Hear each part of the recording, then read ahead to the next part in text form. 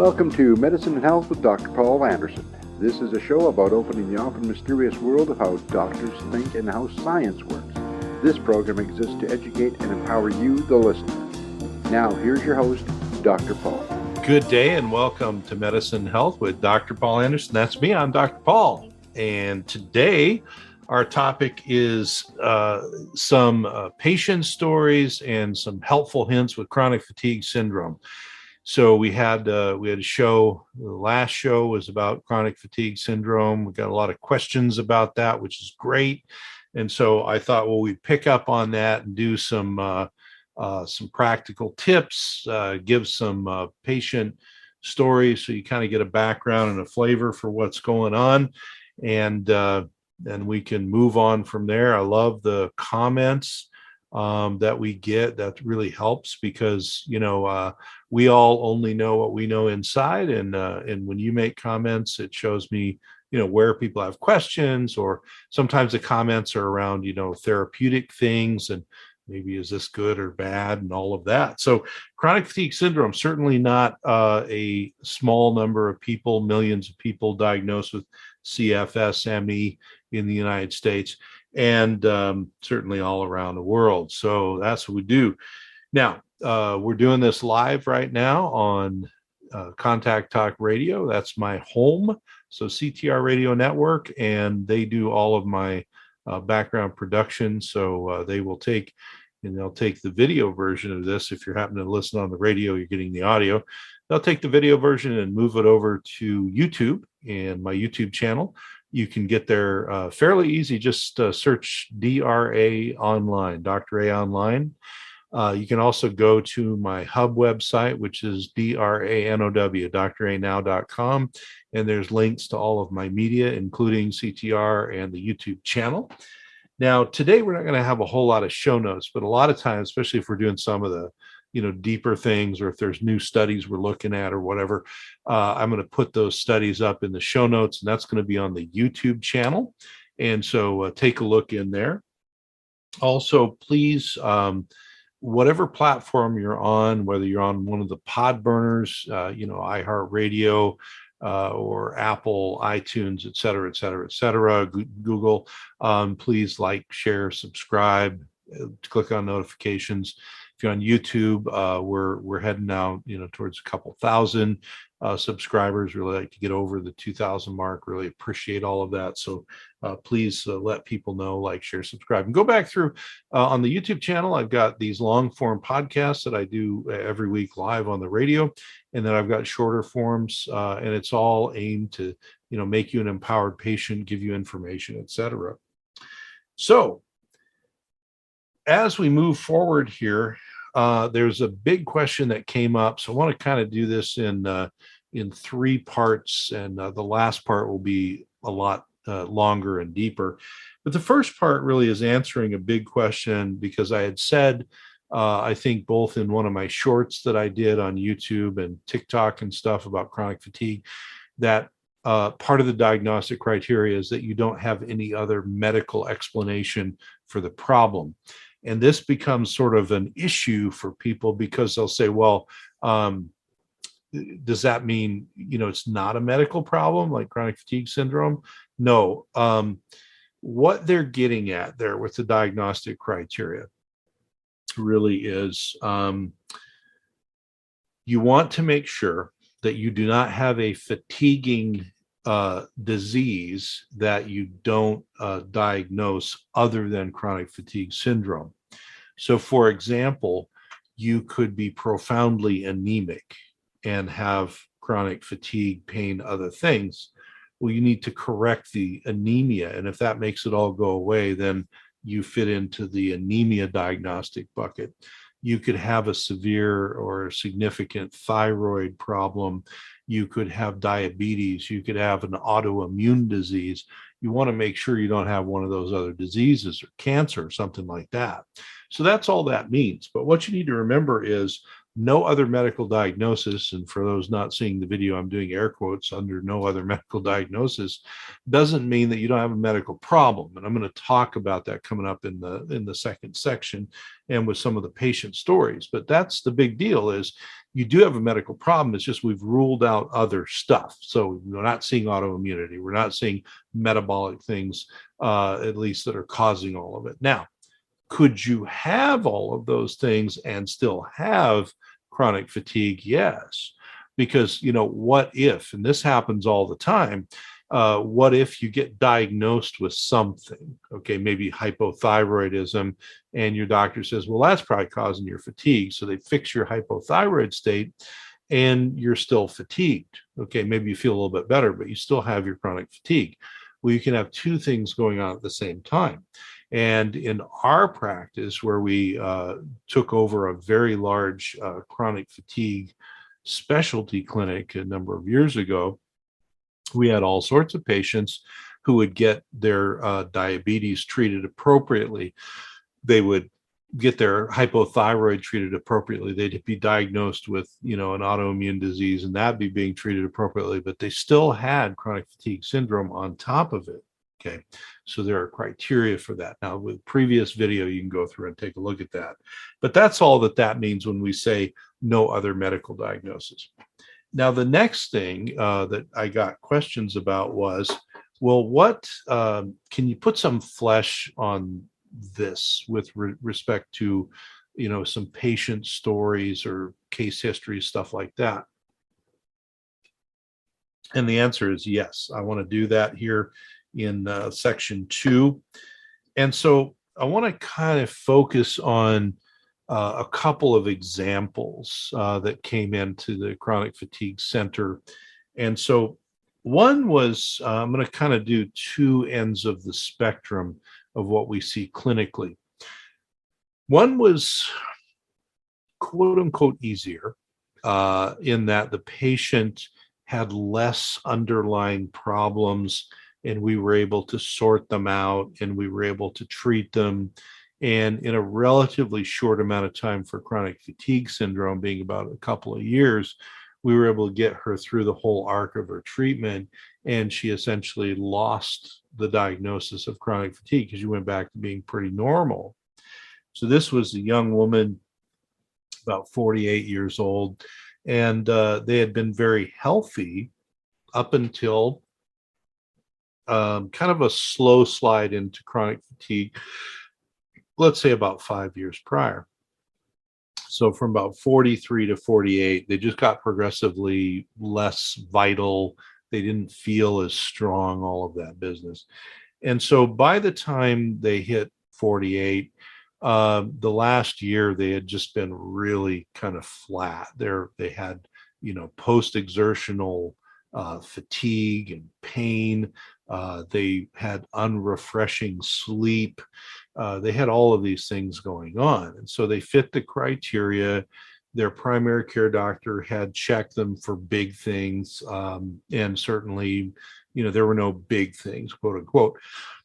Now, when they came to us, it was sort of one of those things where I looked at the labs the primary care doctor had done, and I took their history and I looked at what was going on.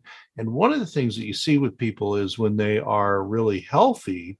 So if this person was an athlete, they were very healthy for over 40 years of their life, and then they kind of went in this long, slow slide.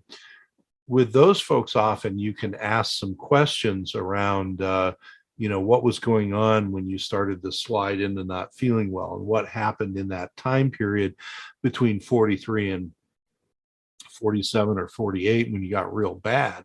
What was your health like? Obviously it wasn't good, but was it, a slow degeneration? Was there one big thing and then you kind of fell off a cliff? What was happening there? So in her case, it was kind of a slow slide. She kept getting, sicker and sicker every winter with colds, and then they would last longer and longer and longer. And then she developed this just persistent fatiguing illness. So what we did then is we went from, now remember I said with this no other medical diagnosis, there are different levels of investigation. So what we did with her was we kicked it up to the next level of medical investigation, and said, well, we should look at your immune system. Now I'm going to talk to you in the last part about what we do and all that. But in her case, because she had essentially been very healthy for most of her life, I didn't think that she had a primary immunodeficiency, which we find in people, or some of these other things. But what I did see is she had this time period where she got sick, and then she got sicker more frequently. And that does kind of scream out at some immunologic problem. The most common immunologic problems are where you get one or two chronic, either viral or bacterial other infections, and then they all pile on each other. Okay.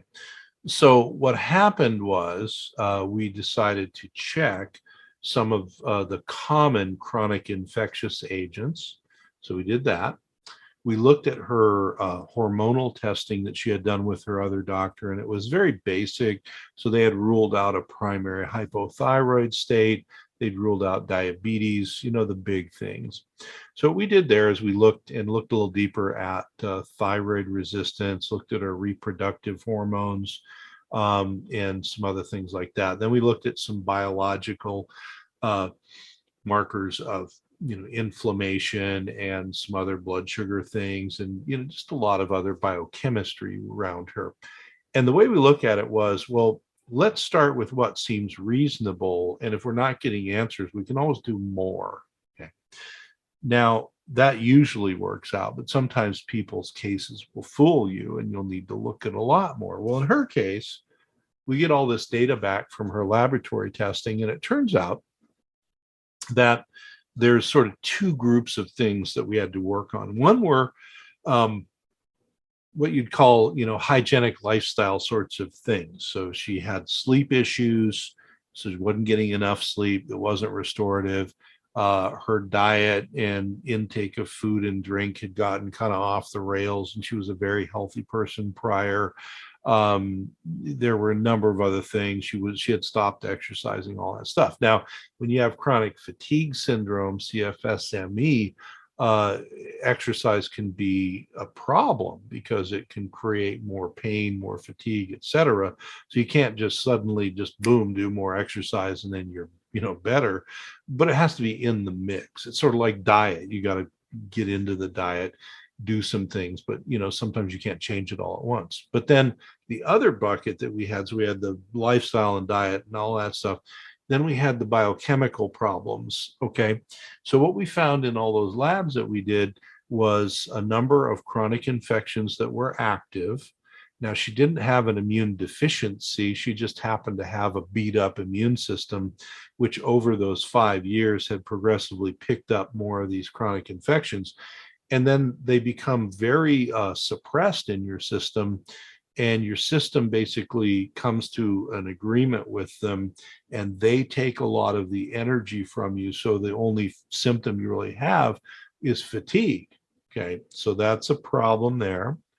Then in the hormonal system, she had developed some thyroid resistance, which is different than a low thyroid or hypothyroidism.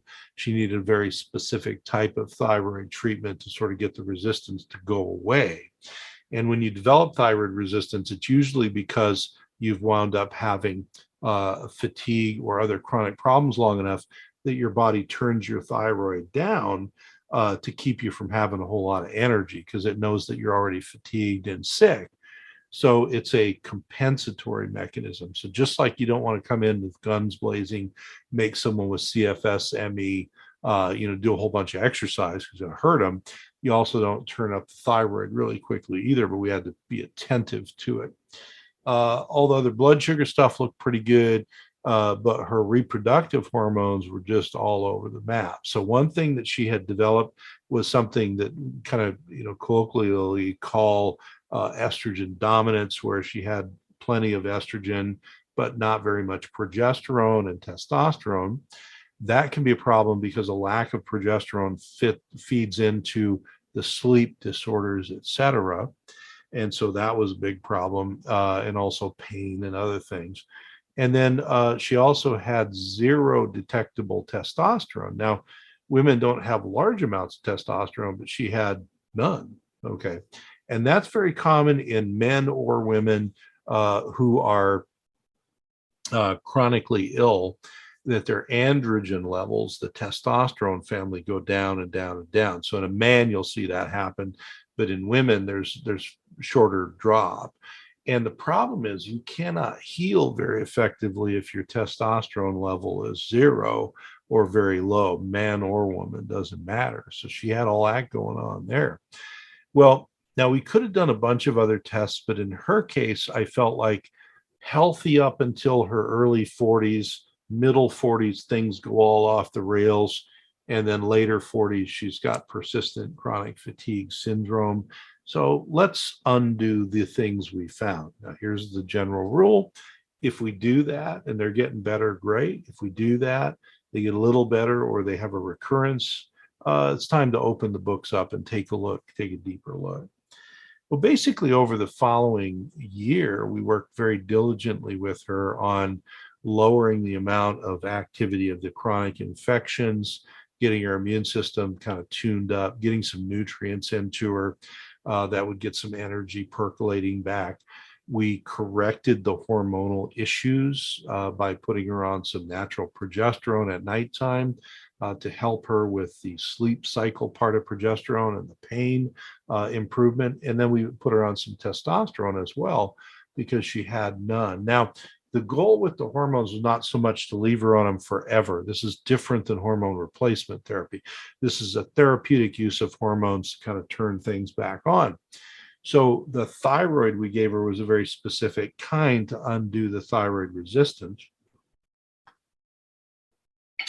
And the bioidentical testosterone and progesterone, same thing. They weren't really to replace what was going on because her ovaries still worked. They were just working dysfunctionally. So we did this and kind of put all this in. And then as she started to feel better, we worked on the other bucket of things, the hygienic things, diet and lifestyle. And so she was starting to get better sleep. So then we started to do just little baby steps with her exercise. And we've talked on the program before. I got a lot of TikToks on this too about, graded exercise tolerance. So we did a little baby step exercise, did that for a long time, then took a step up, then took a step up. So you're not overwhelming the system. She already was feeling a little better, motivated to go back to her better, diet, more hydrated, eating the right food and all that stuff. So over the course of a year, she had a huge change. She was really back to herself. We took the second year and kind of tapered down on some of the hormonal treatments, went to kind of maintenance on those, did a lot of nutritional support, just get her body built back up. She was then in the second year, she was back to exercising and sleeping okay and all that stuff. And really throughout the second year, she persisted with good health.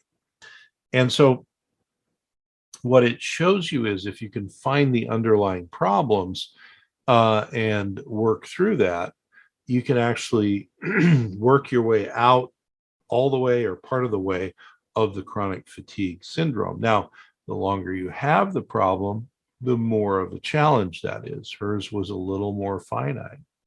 So the other clinical story I wanted to tell was really around the other end of the spectrum. And these are people that I have seen over time, and you see them and you kind of have to treat them in stages, and they have kind of, instead of a linear, progression to feeling better, they kind of have like a roller coaster where it's up and down a bit and up and down a bit. And sometimes it's up, up, up, and then the crash, and then you got to rebuild. So the second person was a little bit more like that. They couldn't remember the last time they felt well. They were again somewhere in their middle 40s, but they really had felt horrible and qualified diagnostically as having chronic fatigue for, as long as they could remember. So, going on half of their life. So in that case, then you've got a lot more things to consider. So in their case, we of course did make sure there wasn't latent autoimmune disease or cancer or severe anemia or something like that. But what we found was there was a, sort of one of everything that was wrong. So there were certainly a lot of infectious things, and there were certainly a lot of nutritional deficits. There was certainly profound sleep disturbance, which is common. Diet was okay, but basically no exercise. But then also they had a lot of other things. So the chronic infectious piece was there. A lot of hormonal dysregulation was present, so that's never any good. A lot of toxic influences that go on, chemical and metal toxins when we tested for those, exposure in the past to mold, which kind of sidelines your immune system. Their digestive system was not working very well at all, so they had malabsorption and other things, and just a host of things. So this person, obviously, we started with the same idea to treat these things, but you have to do a little bit of prioritization. And it may be, for example, the diet and lifestyle things you might work on, but they may be in baby steps. So we started working on the toxicity and the infectious things, and certainly the hormonal things. And then we tried to get the person, kind of stabilized. And then you get to the next step, and then you see what you can add on or change or do. Well, now, what often happens with people that have a longer history and more comorbidity, more reasons for their illness, is that they may actually improve pretty well to the first step. And then on the exact same therapies they've been on, they kind of crash again. And they say, well, why the hell did that happen?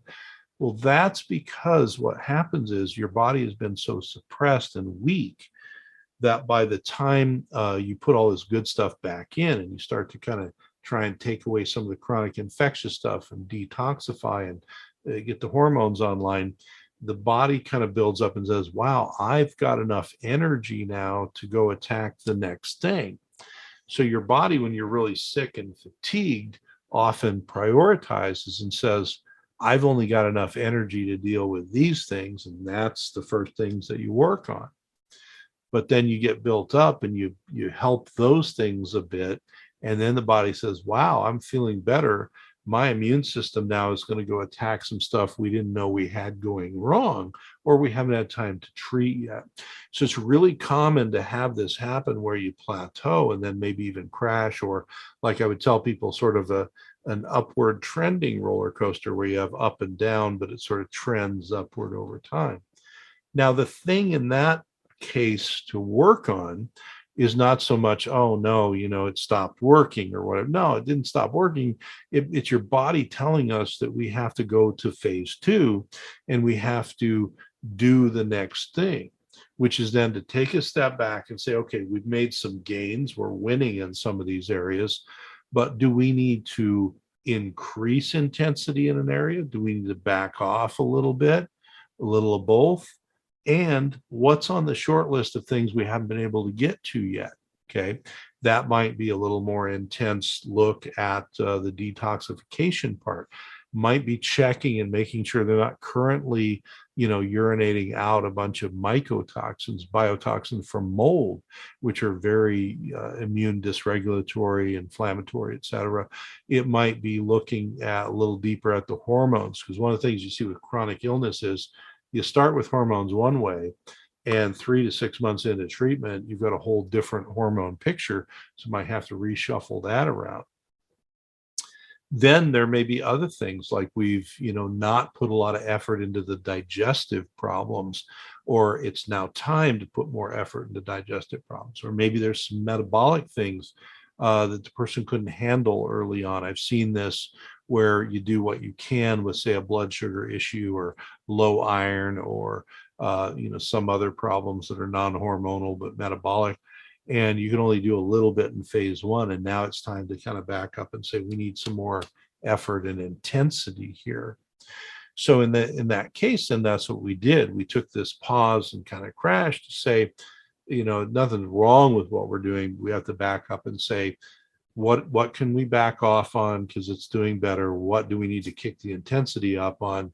But then also, what are the other things, like I say, on the short list that we need to bring back in and we need to do more with? a lot of times those patients would be on this sort of pattern, and they may go through that cycle 3, 4, 5, 6 times, maybe the whole first year, maybe the whole first 2 years they're doing that. So one of the problems comes in that if the doctor is easily confused by that or thrown off, then the doctor may start to doubt what they're doing, or they may not look back into the short list, or they may not know the short list exists or whatever. And so then the patient and the doctor are kind of stuck at a point, right? Because doctors, you need to, remember, we're not trained largely to treat chronic illness. We're trained to treat acute illness really well. Chronic illness uses a whole different set of skills, a whole different set of thought processes in the brain. So the other thing, though, is that patients get really discouraged, and it is discouraging. You're not, you're better, but you're not better, right? And so you have to be able to, number one, kind of keep the faith and keep your focus and keep moving forward, but you also have to understand that this is part of the process. And I have had patients that were really, really significantly chronically ill, especially with CFS ME, that have been sick a long time, where it wasn't like the first patient where there's sort of this trajectory over 2 years to kind of being mostly better, but it was this up and down and up and down and readjusting. And, that went on for 5 years, 10 years sometimes before they were stable. And that's a hard pill to swallow, figuratively, for anyone, especially, you, the patient, but also the doctor. But it's because the body is so out of balance that it takes that level of intensity and effort. And so if patients would stick with it, and they knew that, at these checkpoints, when we have a plateau or we get to a high point, we crash and plateau a little lower or whatever, that is our body telling us, okay, it's time to regroup and start looking at stuff. And sometimes, these people, what took 2, 3, 4 years or 5 years or 10 years or whatever, is because their body can only handle so much at a time. Very, very important. But that can happen, and it does happen, and you can move through it. The big things about that are acknowledging the discouragement of it, acknowledging how frustrating it is, but also acknowledging the reality of the situation is there's no magic wand to make this better. You just have to keep pounding away at the underlying causes, get the body stronger, and then pound away again, and then get the body stronger and pound away again. That's how this works. So the sicker that the person has been, the longer they've been ill, the more of that goes on. And I've had people where we said, you're kind of at a plateau that's better. You're not where you want to be, but you're not where we started. But you've had a lot of intensity of stuff going on.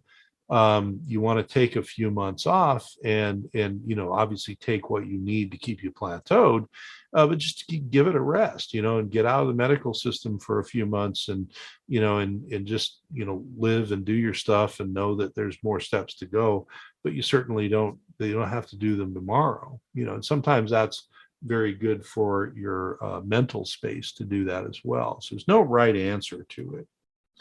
So that's kind of the first half. I want to answer that question, the big question about what does it mean, no other medical diagnosis. Also want to kind of tell the easier and the harder end of the spectrum with patient stories. And then the second half of the podcast, what I really want to focus on is, what are these areas that we look at? What ones can you as the patient or the family member focus on? What are things that you could maybe ask your doctor to look into? Or if you're interviewing doctors or healthcare providers who work with chronic illness, find out kind of how holistically they're doing it. All right, so for this next section on chronic fatigue and CFS ME, what I want to talk about is the areas that we like to, look at and areas that we like to focus on. So now I said that there's the hygienic kind of the lifestyle things that we look at, but that has to be tempered with the idea that the person has to be at least strong enough and recovered enough to participate in those things. So, for example, if you go in and you have someone who's chronically fatigued, and then you force them into an exercise program, they're just going to hurt and be more tired. Now, does that mean that they can't do it? No, but it means you have to be judicious about when you bring that in.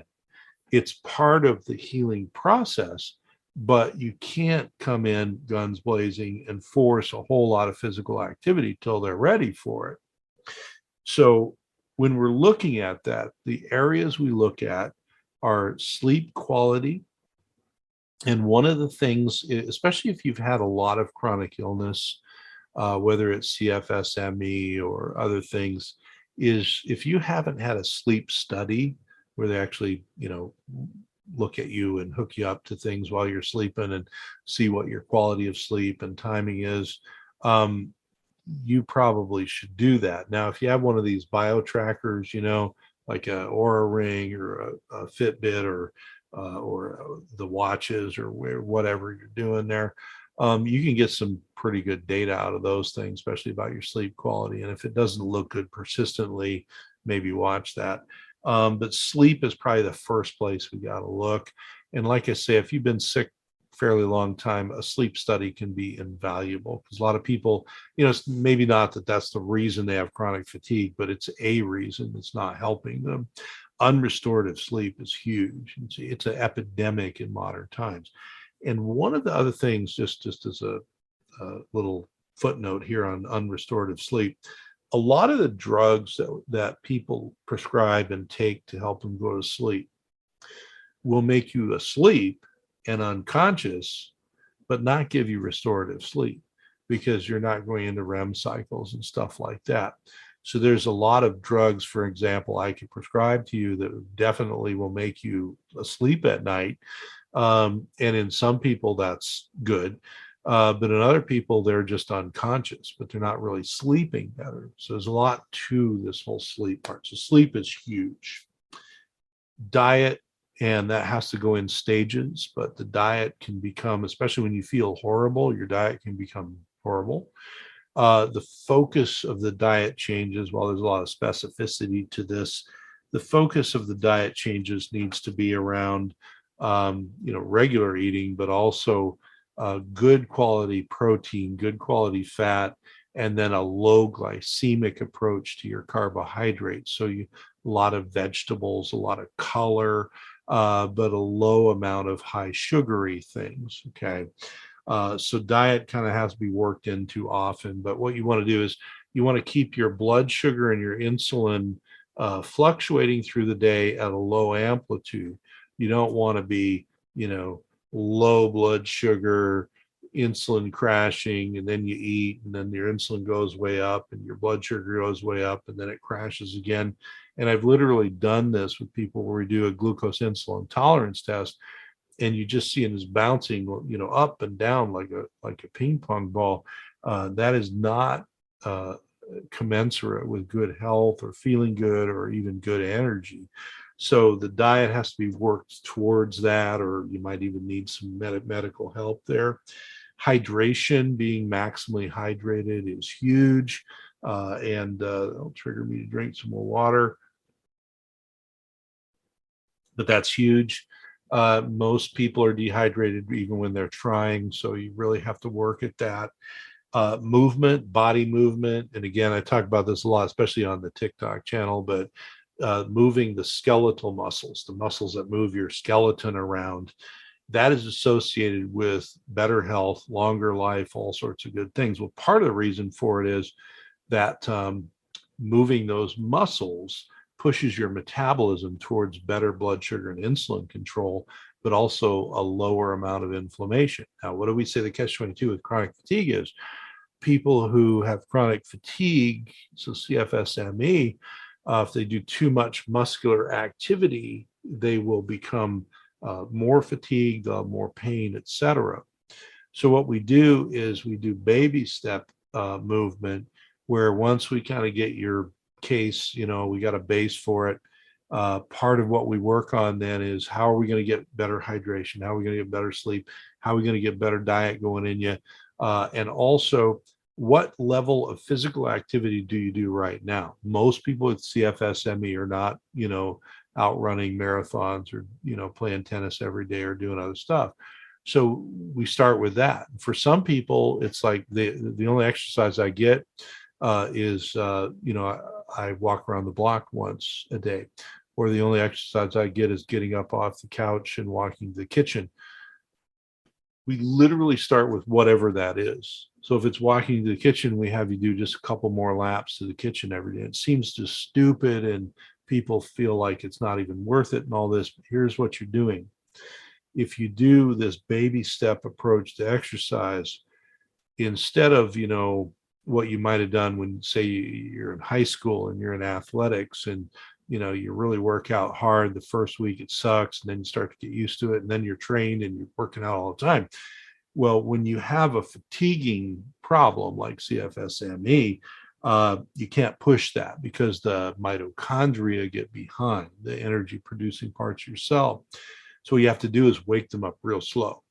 So while you're working on all the other stuff and you're working on the hygienic things, diet and hydration and sleep and all that, you just do a little bit.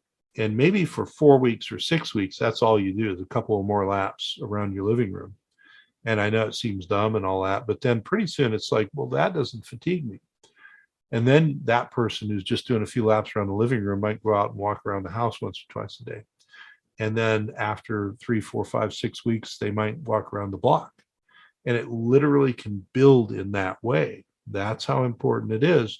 But it's also important that you don't overdo and crash your system, because, if you go from walking around the block once to suddenly wanting to run a mile or 2 miles, that's too much all at one time. So it has to be baby steps, but you got to be progressive with it. The other thing is supplementation.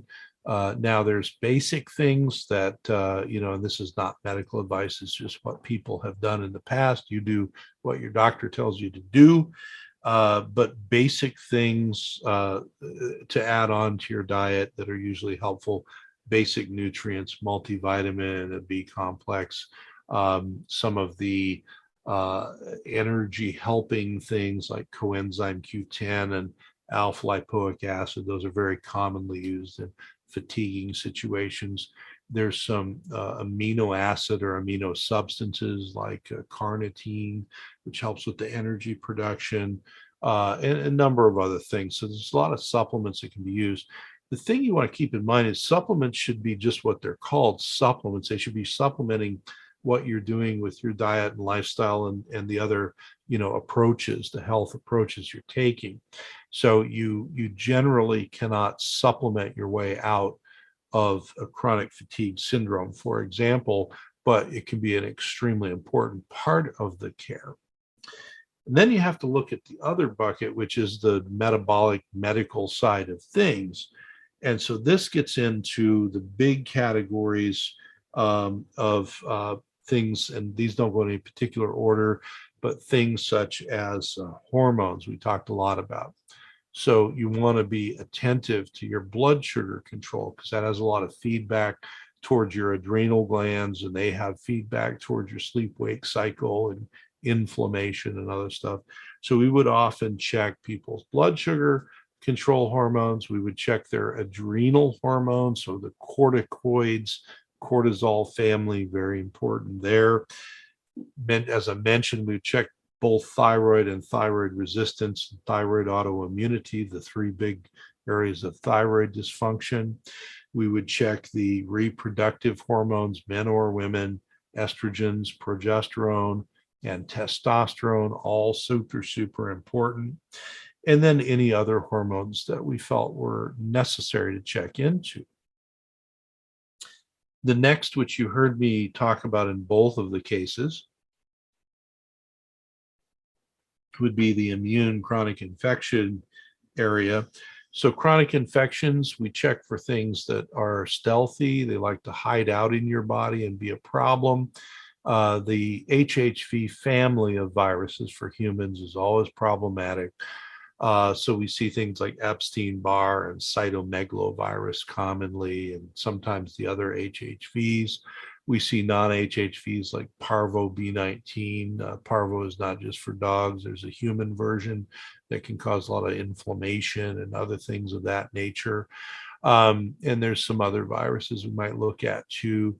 There's some chronic persistent bacteria, the pneumoniae family, so Mycoplasma pneumoniae, which is a whole bunch of different strains, chlamydia pneumoniae.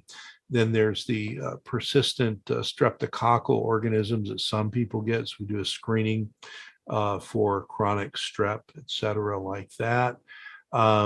We look at sometimes the chronic fungal problems. So there's, so people know about candida. There's also aspergillosis and other things that go on, different tests you can look at there. So all of these chronic infectious things. And then the digestive tract is a huge ground zero for dysfunction in your body. And the digestive tract can be looked at through various testing means. And if you really feel like there's an immunologic problem and you're not getting at it or finding a lot with the blood tests, you might want to look at a digestive system infectious panel. Mentioned a lot of metabolic things. So one thing a commenter on one of the platforms said, and I never remember who or where because I'm on most of the platforms, they were talking about iron and low ferritin and symptoms. It is very, very common in chronically ill people that their storage iron, the ferritin, is low and they have symptoms. And I've seen some people where they had almost no ferritin, no stored iron. And so we would, it's not a cure-all, but you have to get the iron levels up. Because here's the thing, you talk about the mitochondria in your cells, which make the cell energy and give you your energy. They have two places in the respiratory chain that use iron to move electrons around. And the more iron deficient you are, the more deficient you're going to be in moving electricity and moving energy around. Now, there are people who are very against iron. They say iron makes you oxidize and die. Certainly if you have too much of it, but you can also have too little. Okay. Same with any nutrient in your body. You can have too little vitamin D or too much. You can have too little magnesium or too much. It has to be in the right place. But most chronic fatigue patients, that's at least got to be screened. And certainly if it's low, you need to build the level up. Now, it doesn't cure everything, but it's sort of like if you have a thyroid problem, you don't treat that, you're not going to get your fatigue under control either. We talked about other metabolic things like blood sugar control. Also, vitamin D and K work together. Very important that they're in the mix. All of your other nutrient type things. The other thing that we started to add on once we could test it was genomics and nutrigenomics. What's important there is in a lot of our patients, that I actually posted on an earlier podcast about this, we actually did a study with some genomic dysfunctions. And one of the genomic dysfunctions that's not only associated with low cell energy, but also poor neurotransmitter production in the brain was more common in people who had chronic fatiguing diseases. And so if you're not getting anywhere and you've checked these other areas, doing one of these nutrigenomic profiles can be very, very useful, because you could find out, for example, that you have very slow detoxification pathways, or you could find out in your neurotransmitter balance that, maybe you're just not very good at making some of the ones that produce energy, or you're eliminating them too fast, or maybe your cell energy production is just not appropriate for genetic reasons. Now you say, well, if it's genetics, I can't help it. Well, no, you can epigenetically. So genetics are the code, but epigenetics are what turn on and off the code. You can epigenetically help these genetic problems that you were born with proper targeted nutrients, sometimes some herbs, sometimes other things that would do it. Very important. The next thing that we see a lot was dysfunctions in the immune system.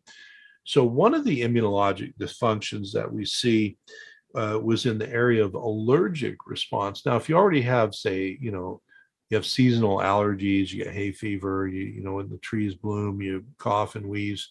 That's one thing, certainly. And, you usually know about that. But if you don't, but you have that pattern of, every early or late spring, I get these symptoms, it's probably good to find out what you're allergic to. So those can be done. A lot of people, are familiar with, like, the scratch testing on your back from the allergist. It's one way to do that. You also can do blood tests that check for environmental allergens. And in those, I usually do your local, trees and plants and pollens and other stuff.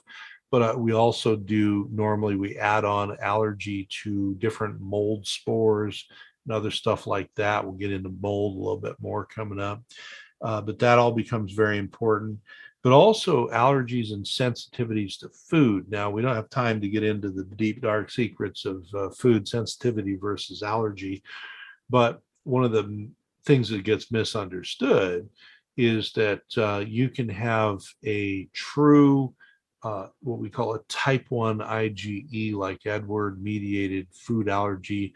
Usually you know about those because you're deathly allergic to the food. May not be, but usually you are. And you might be wearing a bracelet that says, I'm allergic to whatever. But there's also a non-type 1 reaction that goes on that's an immunologic reaction, that's a sensitivity. Now, this is a chicken or egg thing. It can come from the fact that your GI tract is dysfunctional. And so you become sensitized to foods you eat all the time just because your GI tract doesn't work. But it also can be that you have non-IgE mediated immune responses to foods that don't kill you, but they're not good for you. They make you inflamed, etc. So you want to think about that as well. And that can be tested through other testing means. So in a lot of people where, let's say, we've been chunking along, things are going pretty well, they've made some steps forward, had some reversals, made some steps forward, and we got the big things like, the hormonal issues and the metabolic issues covered, and we're working on their chronic infections and working on their gut, but we're still kind of running up against the wall. We're going to look at the hygienic things, make sure that the baby step sort of new exercise is going on, make sure the diet's turning the right direction, make sure they're hydrated, make sure their sleep is working okay. But then we're going to take a step back and say, maybe some of these other things, the genomic things, maybe we need to do a nutrigenomic profile to take a look at that. Maybe we need to do some searching for food sensitivities or other allergies, etc. And those are all very legit things to do when you're running up against things. Now, the other immunologic things that you want to take a look at is, remember I said early with that first case, because it was a fairly short, just a few years in a 48-year-old woman of fatigue, I didn't think they probably had a primary immune deficiency. But if we get somebody and they've been sick for years, or they don't remember when they were healthy, or they have a childhood history of illness, now you can screen people for primary immune deficiencies. The two that are the easiest to locate are the B cell types, and those are usually IgA like Apple or IgG like George. And there's ways to test for those with blood testing and things that look at the genomics or look at the output of the B cells, stuff like that.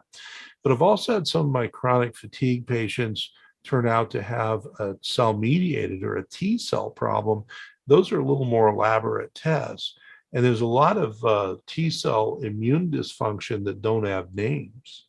So, the most famous, T cell dysfunctional immune deficiency is HIV disease and AIDS. But there's a lot of them that don't have to do with that virus that you're just born with. You have dysfunctional T cells.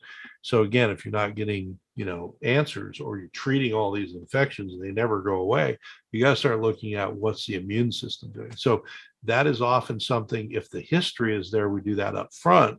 But if the history is not there, but we keep running into a thing, or we're constantly having positive immune challenges from these bugs of chronic infections, we want to start looking at the immune system.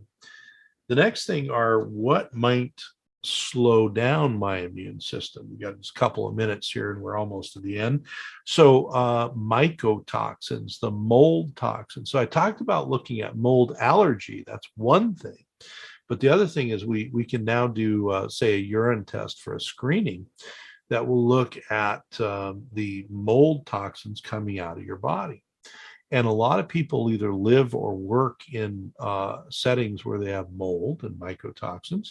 And the problem with a lot of mycotoxins is they are two big things that make chronic fatiguing illnesses bad. One is they're an immune suppressant. So literally, there are mycotoxins that are used in like oncology to suppress parts of the immune system.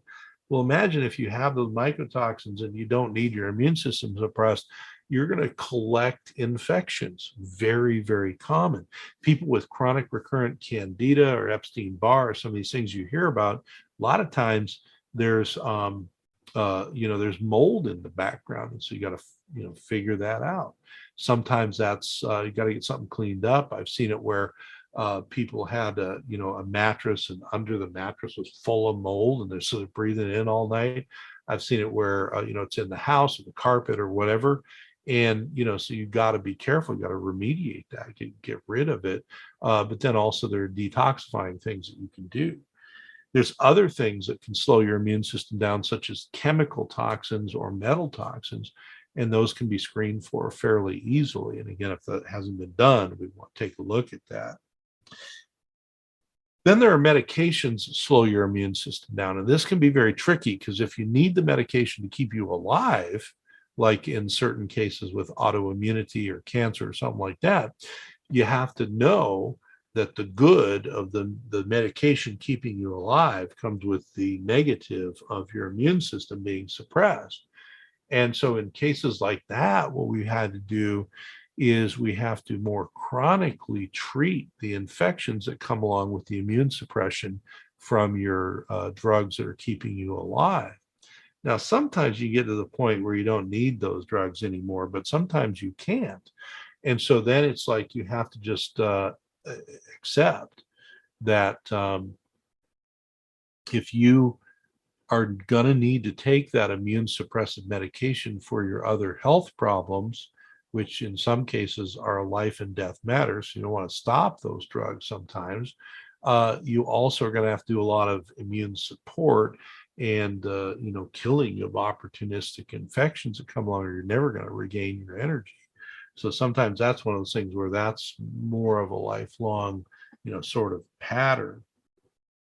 And then the other thing, which I want to end on, because I think it's one of the more important things long term, we talked about, if you're one of those people that doesn't have the arc where you're, getting better in a year or two and then you're pretty stable, but you're more like, I've been sick for so long, can't remember when I was feeling good, and you have the up, down plateau, get a few clicks up, crash, few clicks up, up and down. That's hard on your brain. It's hard on your doctor's brain. It's hard on you. It's hard on you emotionally. The mental emotional part of chronic illness is not only very real, it is very impactful to you as a human. And so while certainly chronic fatigue, CFSME, is not in your head, it is a real medical problem. There's an overlay of the mental emotional. It just goes along with being chronically ill. And so we want to make sure that that is also being taken care of. You need someone who you can vent to about how slow your care is going, maybe, or you need someone you can talk through, like, should I go back and kind of press on my doctor a little bit more, or should I, do this, or, what can I do with maybe some other types of therapy just to help that axis. So it's not that mental emotional is the end all be all, just like hormone problems are not the end all be all, or other problems aren't. It's that it's all part of this holistic look. And the one thing I want to leave you with as we run out of time is, if you have chronic fatigue, CFSME, and you're not having this sort of holistic approach to it, it will never start on the road to recovery, whether that's a complete recovery or a cyclic recovery or progressive type of recovery. Whatever it is appropriate for you. You can't do it with CFSME without looking at all of these areas. Well, I've burned up all of the time for today, as I always do. I'm Dr. Anderson. Please like, share, and subscribe on whatever platform you're on. If you're not on our YouTube channel, please go. Would love for you to subscribe, put your questions in there, etc. And I do a lot of these programs and a lot of the YouTube shorts or the TikToks based on your questions and comments. So thank you very much. Thank you to CTR Radio, who's the host. And if you're on a pod burner, please like, share, and subscribe there. Go over, check out the YouTube channel. Check me out on DRANOW, dranow.com. That's got links to everything there. Thank you very much, and I'll see you all on the radio.